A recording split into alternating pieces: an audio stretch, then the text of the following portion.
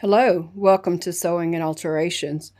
Often we're working late hours, and of course, I do not require my seamstress to come in and work the extreme hours that I do or days. Today is a Saturday, and I'm working here in the studio alone, and I just wanted to show you some shortcuts of what I do when I'm working alone and I really need an extra set of hands. This is the gown that I'm working on. Isn't it beautiful? It's got gold and sequin and a few beads and stuff that's on it as well. This is a horsehair braid. I've already cut the horsehair off. This is the hem. That's what's needing to be done on this one's the hem. So I've already cut off the horsehair braid because the amount of seam allowance that I needed was actually inside the horsehair braid.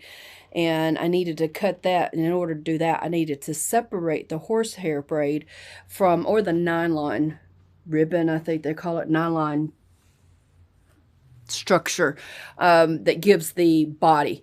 I had to separate it from the gown itself so I can reuse the horsehair braid as well as get the proper measurement. So this is what I did. Since I did not have an extra set of hands to help me with this in the separation, here is the horsehair braid.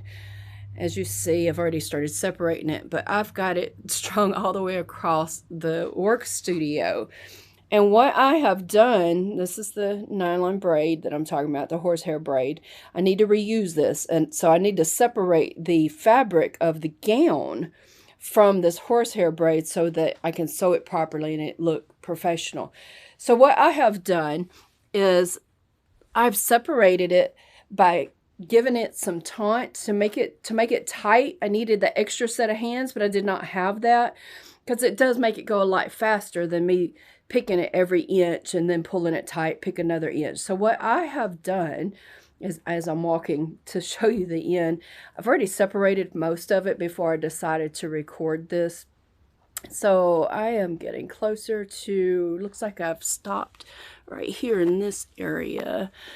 So what I've done, it's already separated, like I said. So what I've done is, as I get closer to where I'm cutting, I pull it loose, and then I separate with a razor blade is what I separate with. So I pull it tight because it's attached to my heavy industrial iron and board, and the iron is weighing it down as well.